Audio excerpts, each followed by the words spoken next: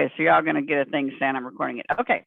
Then you've got it demonstrates an understanding of the characteristics. You talk about the trends that are going on, and it's important because if something is trending away from what the business is that you want to open, then you're kind of on the downhill side. You're going into a business that's on its way out. So you need to know what the trends are. And even though trends do come and go, you know, it's important that you're on the knowledgeable end of the trends and what is in demand right now. I always like to give the example that even though things oftentimes come and go, when I was in junior high, my mom got me this really cute outfit. It was made out of like tapestry material. It was a mini skirt and a jacket that went with it. I love that outfit. And I kept it all those years. And then when my daughter got to be about that age, I gave it to her. She was built a little bit different, but you know, it was back in style. It was popular again. And we fixed it. It was a wraparound skirt. So we just moved the buttons over and she wore it. And so then we packed it away again. And then when my granddaughter got to be that age, it was popular again. So that thing came around 3 times and she wore it. So trends do come and go. Mini skirts have come and gone. They were replaced with maxi skirts and they were replaced with breeches, and you know, but trends do come and go. But when you're opening a business, then you need to know what, if you watch Shark Tank, they'll tell you what problem does this fix? And then, you know, is the company continually growing and making money, or did it hit a hot spot and make a bunch of money and hadn't made so much money since? That would mean it's kind of trending down. So you need to be aware of all those things. And where do you conduct your research? You can use, remember, I think we talked about this, secondary data sources. That's where you use other people's research, and rather than spending the money and the time to do it yourself, you go and see what's out there and you use that information to see, to figure out if what you're doing is a good thing. Okay, why aren't you going? All right. Now the service overview, and I'm going to go over the paper itself in just a minute, but this is just kind of an introduction. The service overview, you're looking at the benefits and the features. It's important to recognize that the benefits may vary from customer to customer. And it's true that what one person might see as a benefit, another person wouldn't care. And I can give you a very broad picture of that. For me, if I was going to be picking out, let's say a medical professional, and 2 of them were very similar, my decision might be whether they have parking or not. You know, because it's really important to me. I had to drive a huge truck, and if they have miniature parking spots made for peddling cars, then I'm not going to want to go park my vehicle there. So if there's another medical professional that is has the same reviews, same qualifications, same everything, and they have big parking spots or valet parking, you can bet that's the one I'm going to select. So for me, that would be a benefit that would be really important to me. Whereas somebody else that rides a bus or Uber, they couldn't care less about parking. So that's just kind of how how you can look at whatever it happens to be. Just because you think it's a benefit doesn't necessarily mean that your customer is going to think it's a benefit.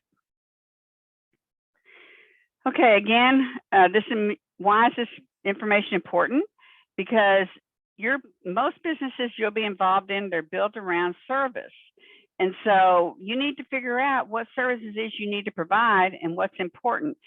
And when you're doing the analysis, you should be able to determine the gaps between the providers that are out there and if existing needs are being met or not being met. So if there's providers out there, in a very loose sense, that don't have any kind of place to park, you have to park 5 miles away and walk, you know, or maybe there's providers out there that don't have labs in their facility. So you have to go to a lab somewhere way far off, a couple of days ahead of time, get it done, and then the blood work or whatever it happens to be gets sent to the provider. Maybe it would be to your benefit to have a lab in your business. So what gaps are, you know, what needs are not being met? All right, these are, again, we've talked about this before, where you conduct your research. You can do a competitive analysis. We're going to go into more details about that in a few minutes. Your primary research is if you actually do the research yourself. You run surveys yourself. You ask people, potential customers, you send out surveys. You catch people coming out of businesses and do a short answer questionnaire, or whatever it happens to be. That's primary research. You're doing it yourself. Secondary sources are, again, that's using other people's, what they've researched, using their data. It can be the Census Bureau. It could be maybe the city has done some sort of a needs assessment of medical facilities. You could get hold of that data, whatever it happens to be, but that is secondary data. Okay, just the target market. What the target market is, that's the group that you are aiming for. If you are going to open up a clinic for, trying to think what's a good example, for pregnancy, for maternity, people having babies.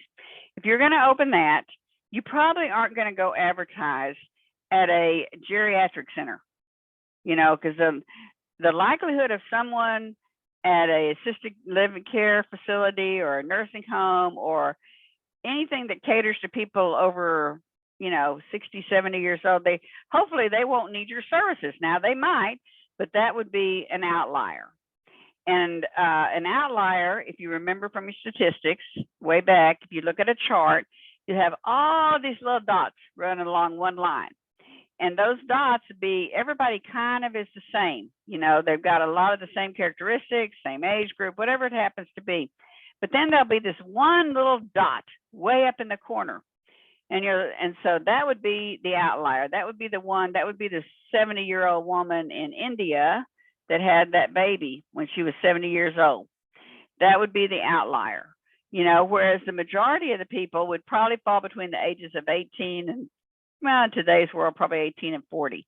If you want to get more narrowed down, probably the majority would fall between probably 22 and 35. Because that's when the typical people are building their families. So your target market is very important because you got to know where you're going to advertise. You got to know where you're going to be located. How are you going to be close to your target market? Okay, this is just more information on the target market.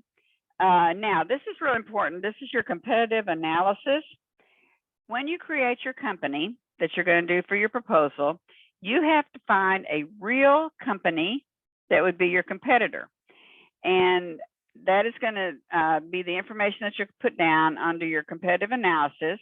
You're going to look at what services do they offer, compared to what you do, what do they have that you don't have? And we'll go over those questions in a minute.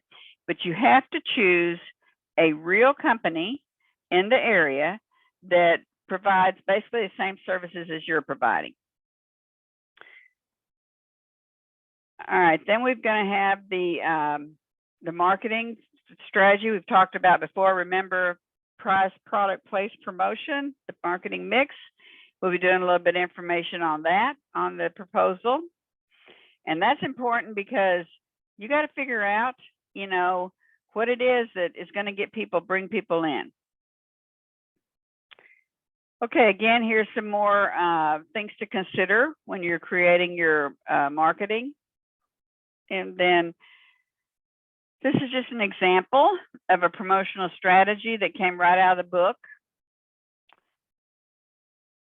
Okay, now I'm going to go right on. I'm going to kind of skip through this because I want to get to the other. These are some calculators that you can use for helping you do the analysis that you'll need for part of that, part of your proposal. And let's see. Where am I at? Okay, I still got a little bit. And I'll put this presentation up on the web if y'all want to take a closer look at it under the content.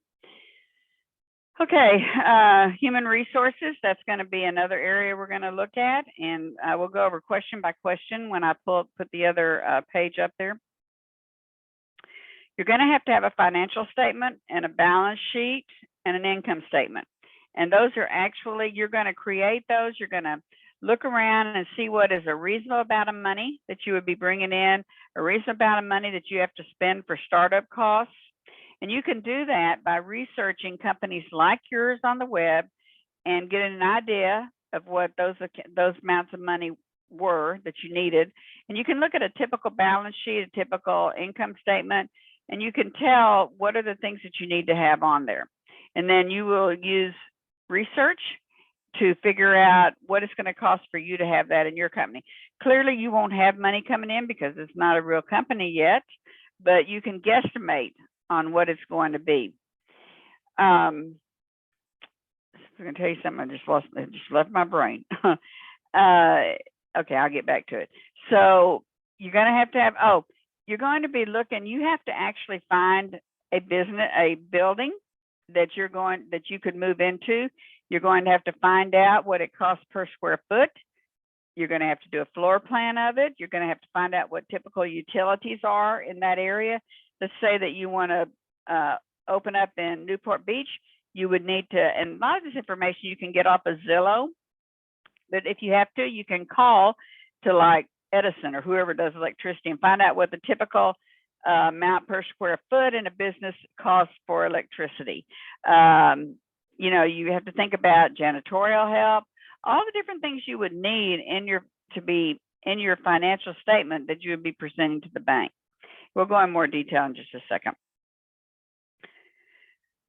Okay, this is just kind of an example they show you in the book that you can help you figure out how to do the balance and income statement and the cash flow statement showing how much money is coming in and how much is leaving. And again, here's a link for you to get to the calculators. And then here's just an example of a cash flow statement and then putting it all together. Okay, I will put this on the web, but this was just kind of a short introduction to it. And now I'm going to put up here the copy of the actual proposal that you'll be filling out. Okay. Give me 1 second.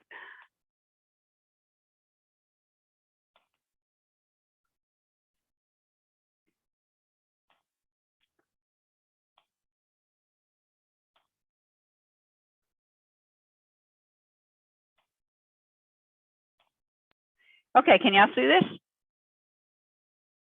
Yes. Yes. Okay. Now, before y'all get all flabbergasted and upset and worried, remember this class is a stress-free zone. You know, if y'all are worried, y'all just need to talk to me and I will calm you down. All right, this is what is on the website. And under Beach Board, it's under groups and lists, I think, group forms and lists or something like that under content. And it's called the Small Business Plan Worksheet. And this is what you'll be submitting. Now, it's going to have, you know, like you're going to have your references. And so when you answer the questions, you'll have to cite it, and then you'll have the answer at the end. You'll have, I think it's 3 for every person, but you don't have to tell me who did what. The total is what I'm looking for. If there's 6 people in your group, then you need to have at least 18 references cited both on this worksheet and in the back in a reference list. Now, remember I told you that the executive summary, you're going to do that at the end. This number 1 question that says, what do I include?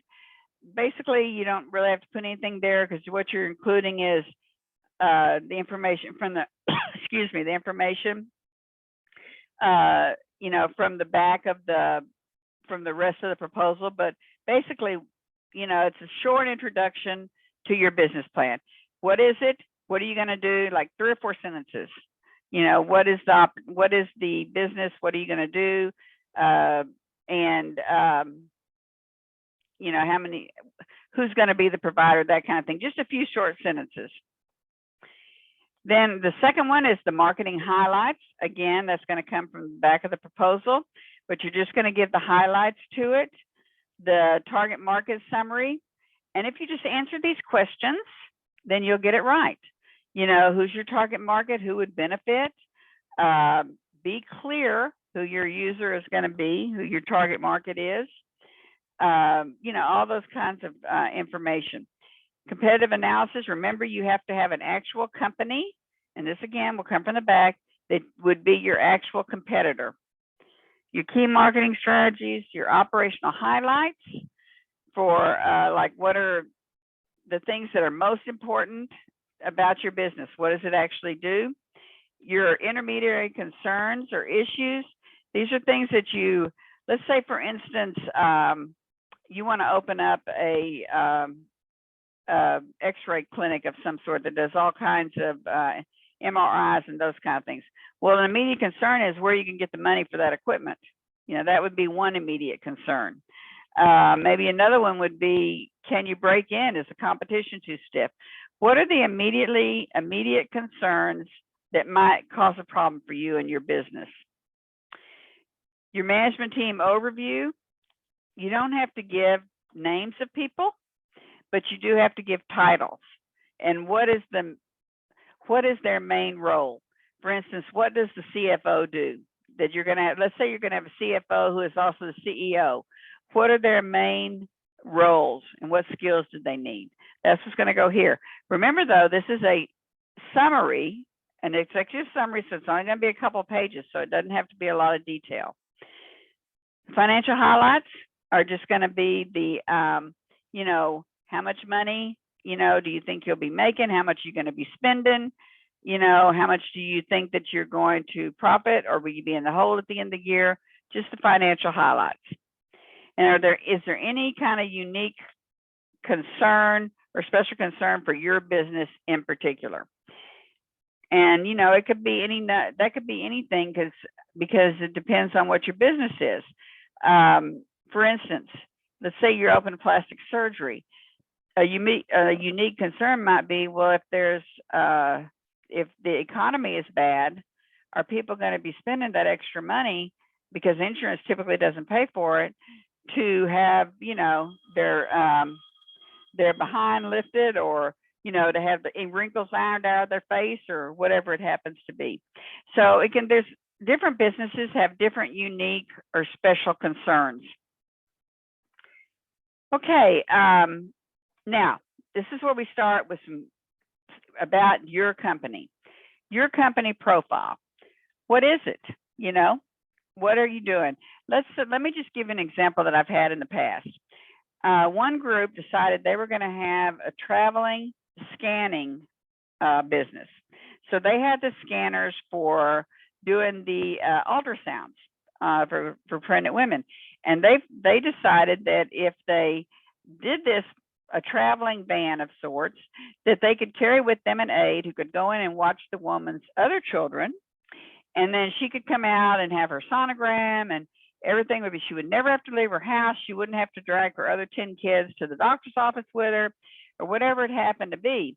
They felt like this would be such a convenience that women would just be really willing to pay for it.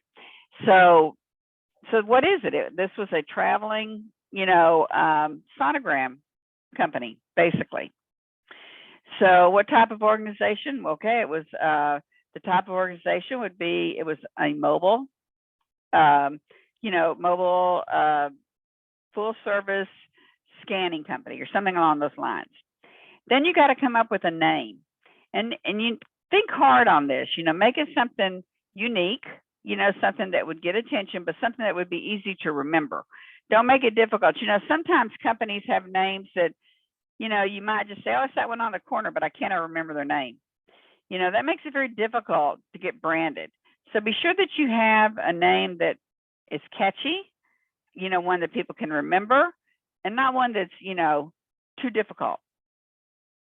Now, hours of operation, that's up to you. For instance, think about, there's people that get a good business by doing what other people don't do. For instance, in Tampa, when my daughter's, my first set of my daughter's kids, she went to a pediatrician who was open on Thursday, Friday, Saturday, and Sunday, and they were closed, Monday, Tuesday, and Wednesday, and they were open long hours, like 8 to 10, 8 in the morning to 10 at night.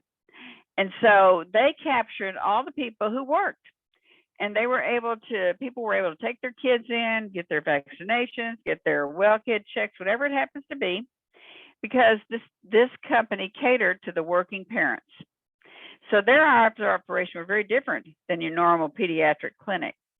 So you can think about your company and think about what hours of operation would give me the best chance of success. Now, the scope of the service line, this link will take you to a place for examples. But what are the services that you're offering? What exactly are you going to offer at your business, whatever it happens to be? If you were a plastic surgery clinic, then maybe you would offer Botox, maybe you'd offer reconstructive surgery, whatever happens to be. What are the services that you're going to offer? And again, there's examples at that link.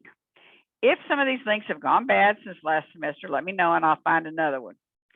Your clients served are basically your target market. Who are the people that are coming in and using your services? Now, this says location of clinics, but this would be more than likely you'll have just one for this project, but you do have to have an address.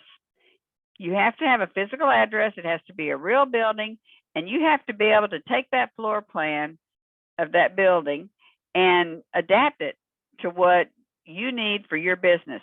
And it needs to have measurements. You need to label it on what's going to be there. If you have a waiting room, it needs to be labeled waiting room, and maybe it's going to be, 20 by 20, whatever it happens to be. A lot of these, especially since COVID, a lot of these places that are renting and selling businesses, they have the floor plan online. So all you would need to do is save it and adapt it. Other ones you may have to draw it yourself, but there's typically someone in every group that is really good with some software that they can do it. If you don't have someone, then I would accept a hand drawing as long as it's legible and well done, not just drawn without a ruler or anything like that. It has to look like something that could actually be used. Okay, then you're describing your business. What is it? And is it profit status? All they have to put here is nonprofit or for-profit. If you're plastic surgery, you're more than likely for-profit. If you are a clinic in Venice Beach that caters to the homeless population, you're probably nonprofit. But you make that determination. Remember again, profit is really what boils down to. Profit versus nonprofit is what happens to the money that's left over at the end. That's kind of a simplified version. Okay, so that's the first section. Do I have any questions? Are we doing all right? Pretty simple, pretty straightforward. I can't see y'all, so you're going to have to holler if you have a question. Okay. No questions. Super, thank you. I love it when someone answers me. Sometimes I think I'm sitting here talking to myself. Okay, now industry overview. These are great examples, but what are some of the social changes? Social changes can have a lot to do with whether your business survives or not. I like to use the example, and also demographics and even just where you're located.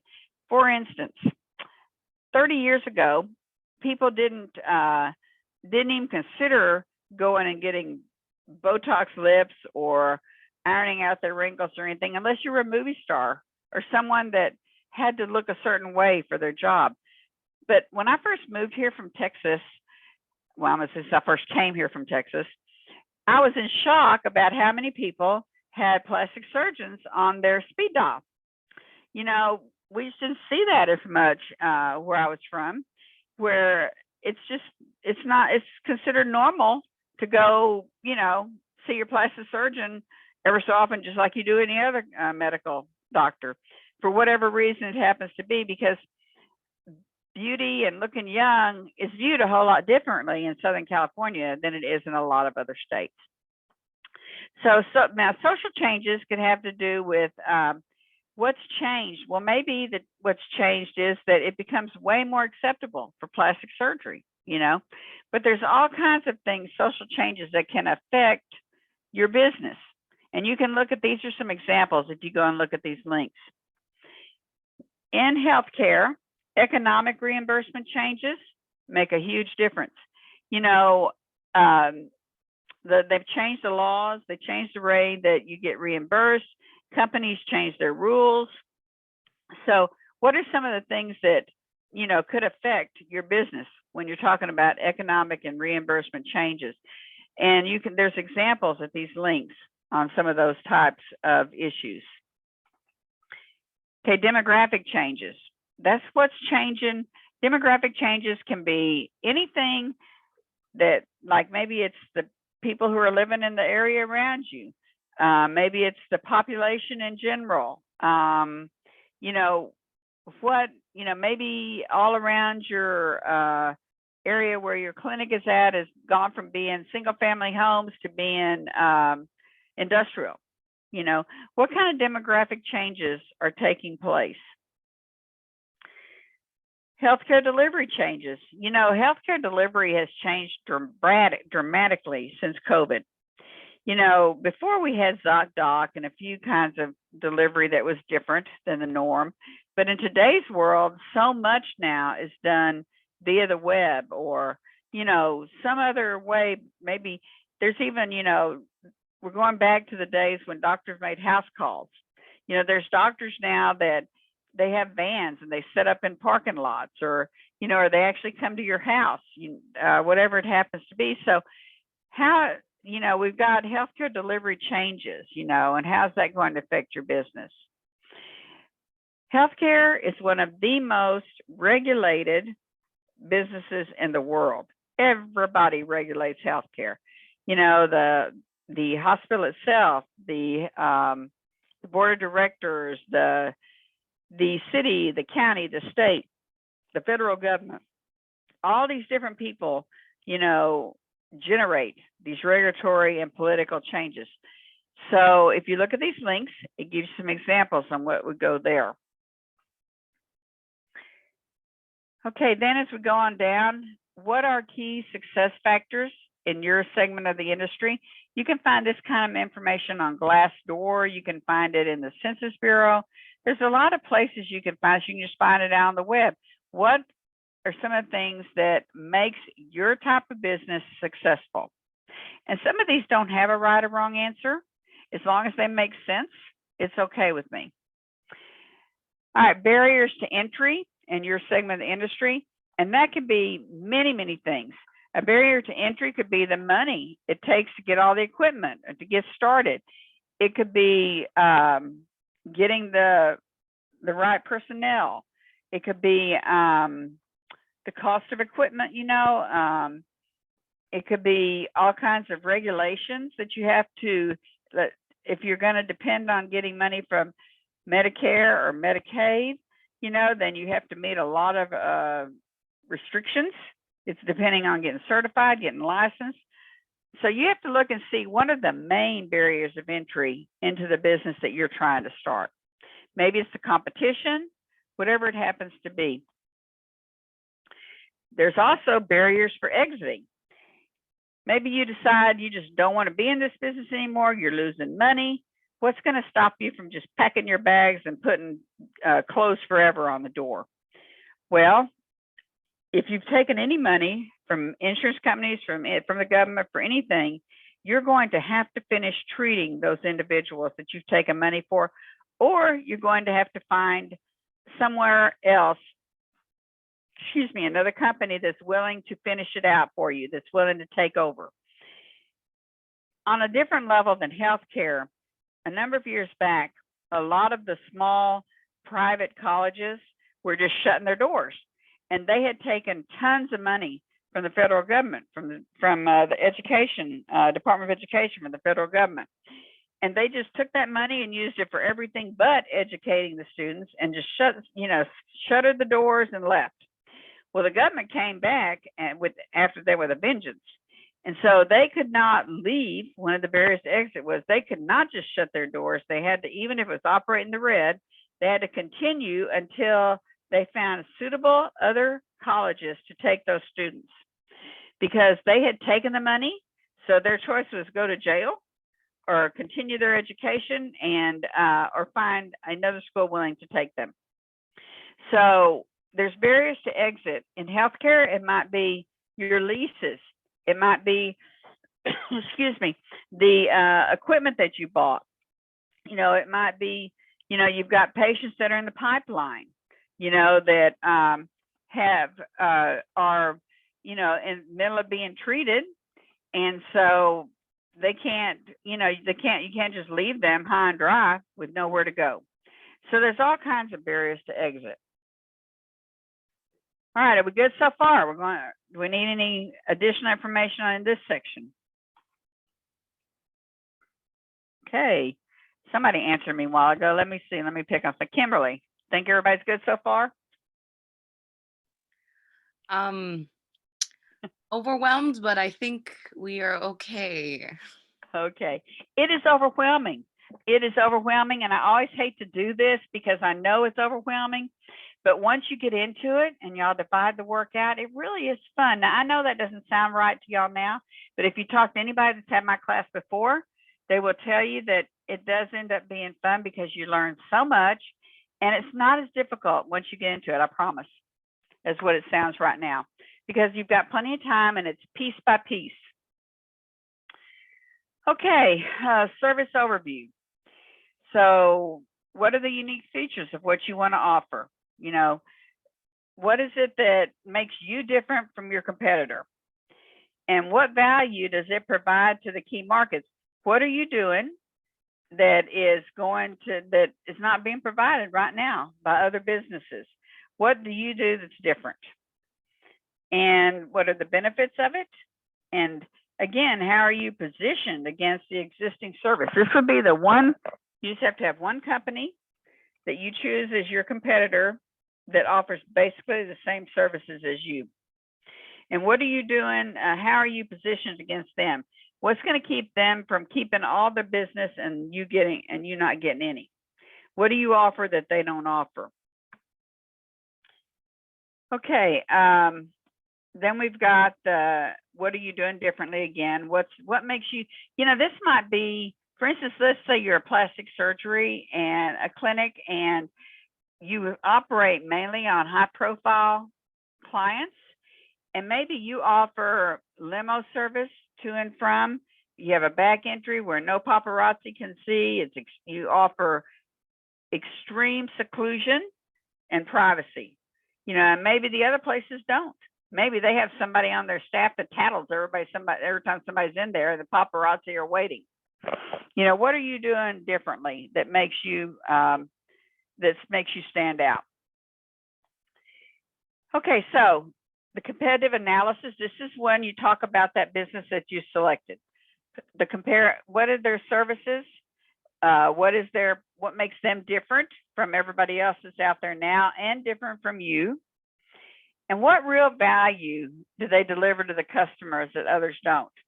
Now that could be maybe they have better, maybe they have better prices. Maybe you can get this information from looking at their reviews. You can get it from looking at their website.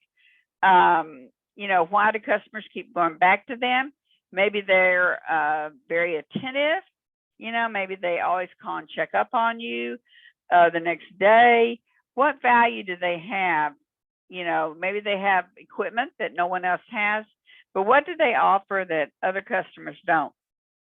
Now, when it says describe their customer profile, you actually can get that by looking to see in their website. You can tell who their target group is, but you can look at all the reviews. When you look at the reviews, you can see what is the typical customer profile. If it is, it maybe most of the reviews are people that are,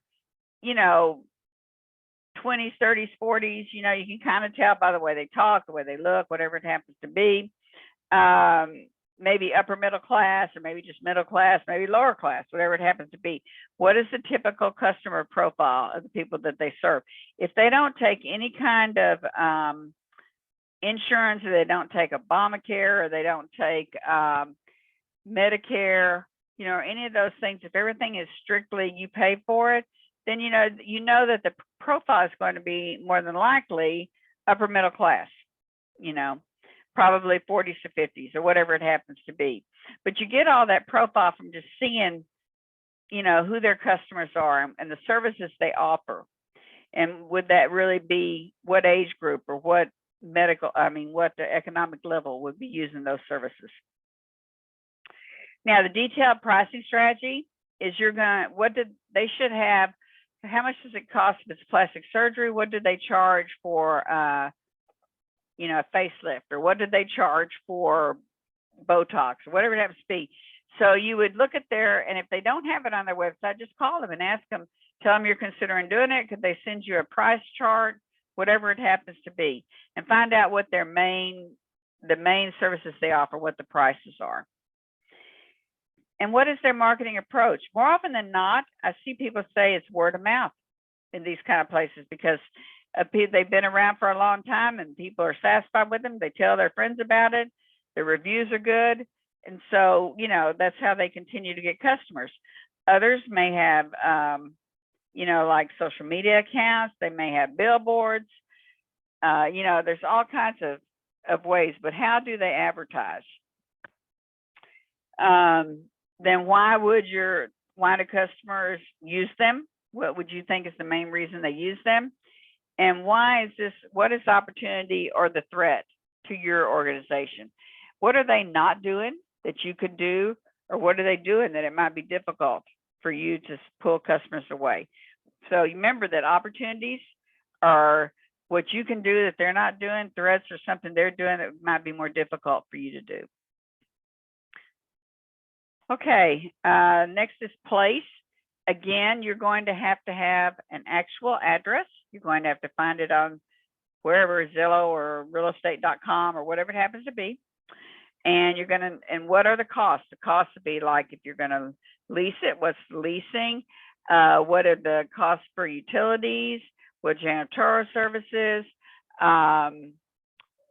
Gardening, whatever it happens to be. What is it going to cost you to be in that business? And you have to have those figures, those actual figures.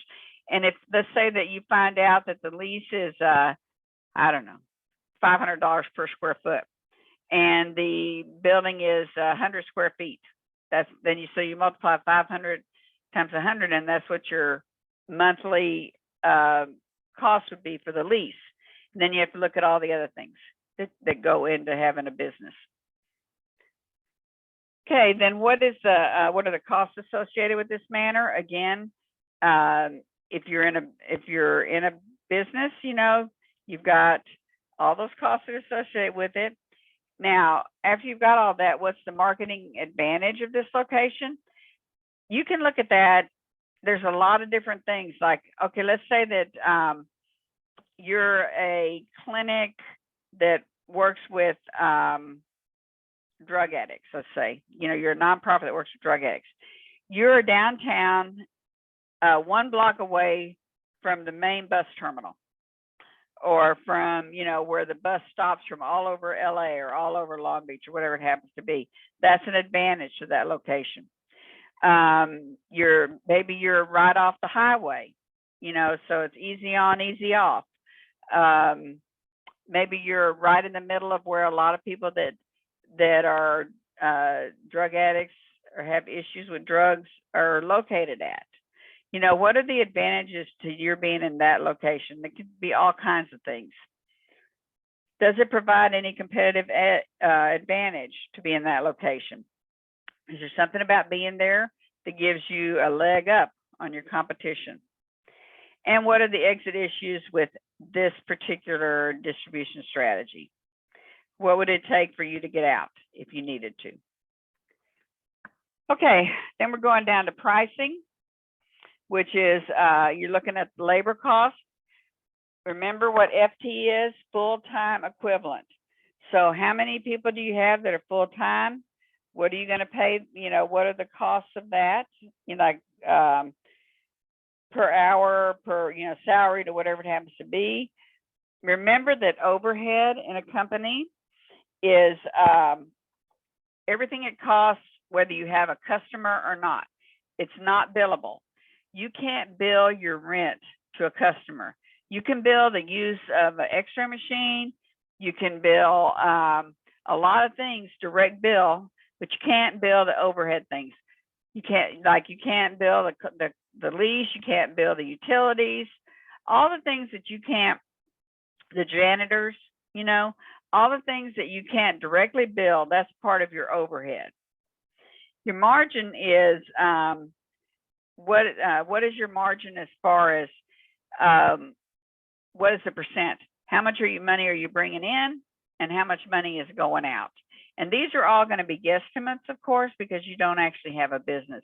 But once you add all these things together that we've been talking about, all the utilities, all the rent, everything. Once you add that together off of your balance sheet, and then you guesstimate on what money you're going to be bringing in based on how many customers how many clients you think you'll have, and what services you're going to provide. And again, this is a guesstimate. There's not really a right or wrong unless you're way off base on it. But you get those numbers by going out and looking. It's all out there on the web. Other businesses similar to yours will have their financial statements out there. If they're a publicly held company, it's publicly available. And again, I'm always around to help you along the way. Okay, then we've got other pricing considerations. What are you in relative to your competition? Are you charging more, about the same, or are you charging less? And what is the customer perception of your value? What you think might be a good deal, they may not think is a good deal at all. And then are you going to offer discount packaging? That's not done that often in healthcare, but it has been done. They might, especially in where you're, like with plastic surgery and those kind of things. Also, it's been done when people are getting physicals. There are ways that you can provide package plans that's an incentive for people to want to use you. One that's done quite often is medical travel agencies. It's not so much anymore because of COVID, but in the past, there were companies that you could say, man, I want to get a complete facelift, but I can't afford it here. And so there would be this travel company would set you up on a vacation in Costa Rica or one of these other countries where India, where it's much less expensive to get facelifts.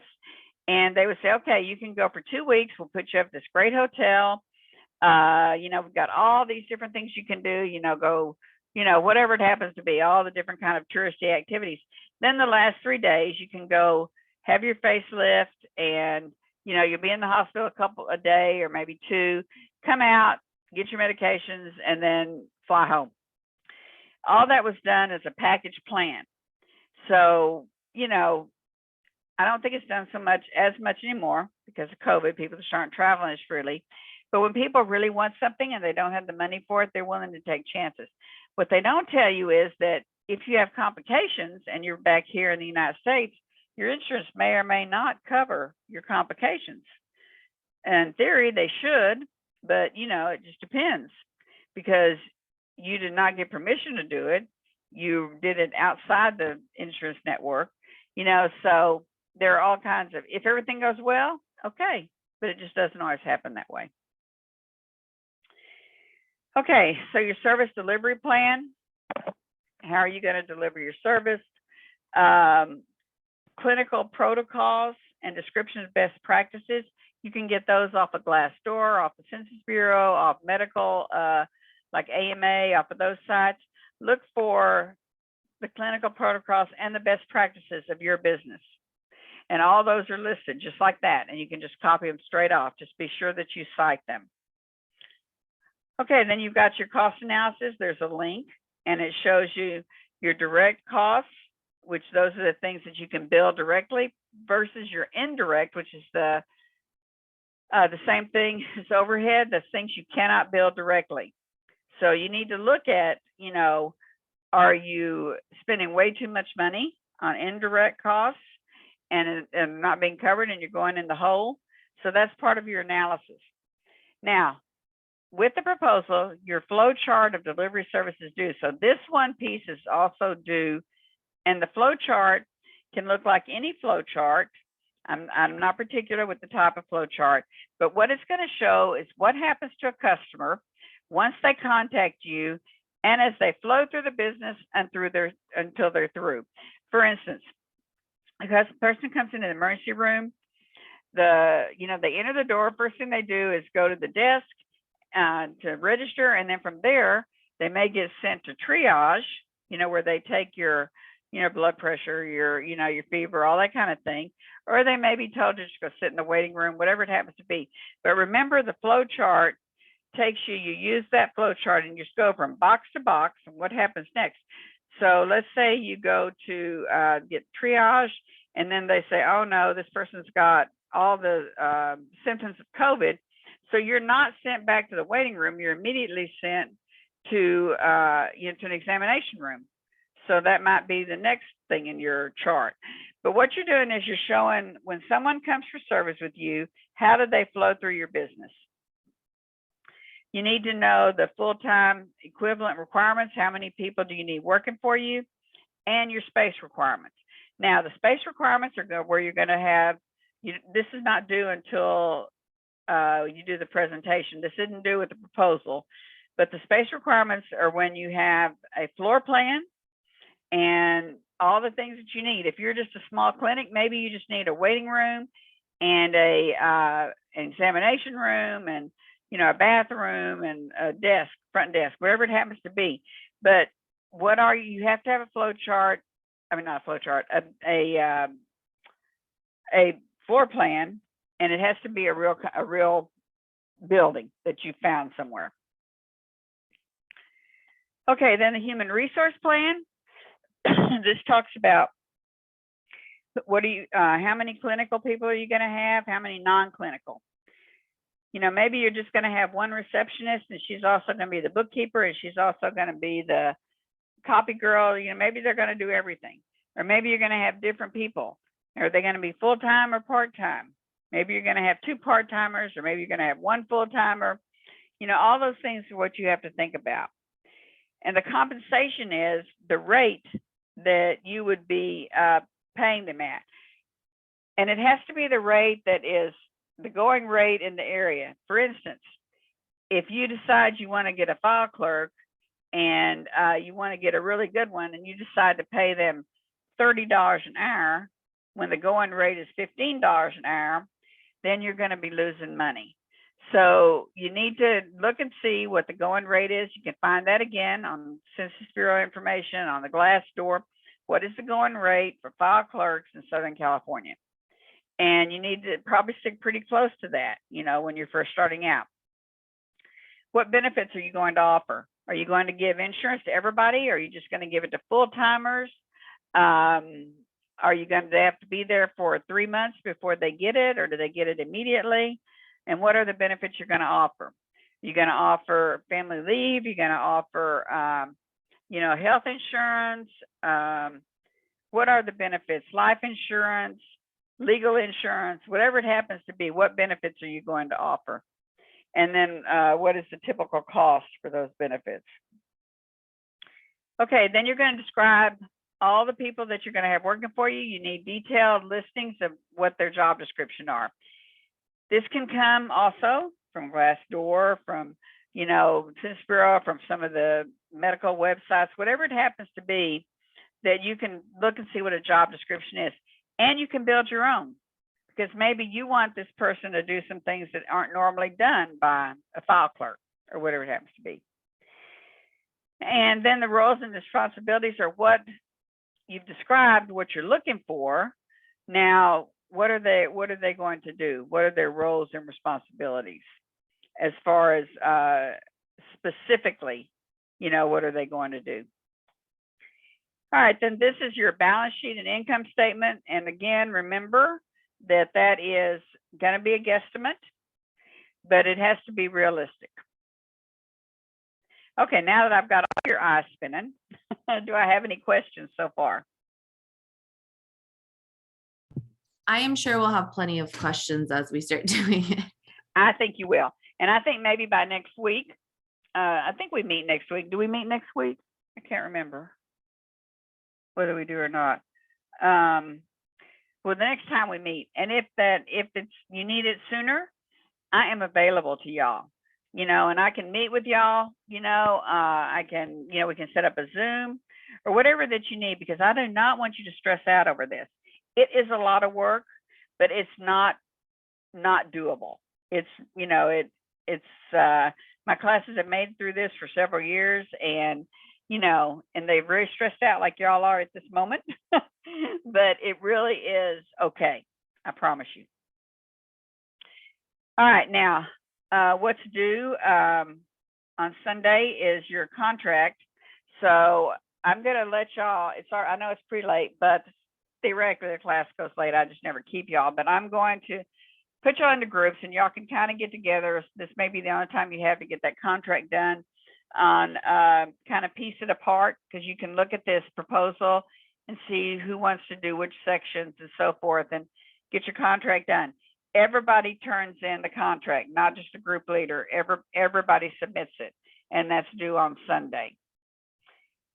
Again, remember that you can do you can get extra credit for going to see the speaker on Thursday, and I sent y'all the link earlier today.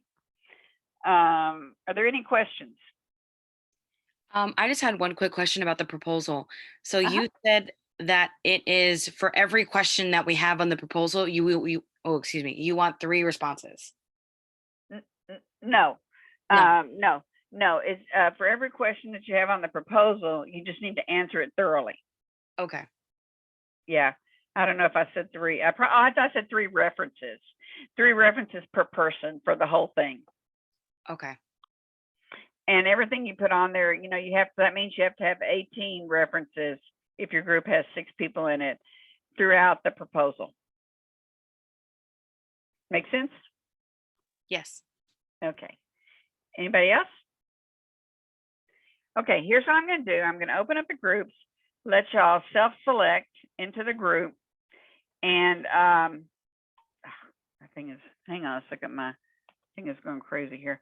And then once y'all, well, my view is gone cockeyed on here. Okay, once y'all are finished, or you made plans to meet another time, or whatever it happens to be, then you can go. But I'll be popping in and out of your breakout rooms to see if you have any questions individually with your group. And but I'm not requiring y'all to stay any longer than what you need to stay. So, but I'm just giving y'all this time because it is due on Sunday. All right, so let me get these breakout rooms and self-select to your group. And they are open now.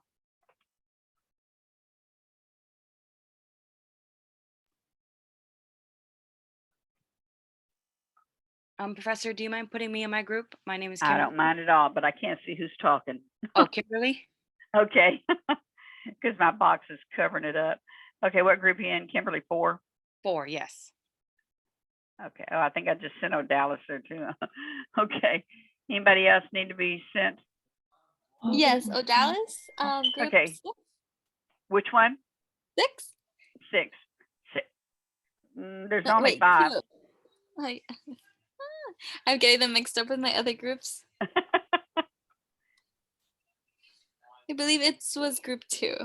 Group 2, okay. Sammy? Could you please help me go to group 5? Group 5? Yeah, Okay. thank you. Michelle? Group 5, please. Okay.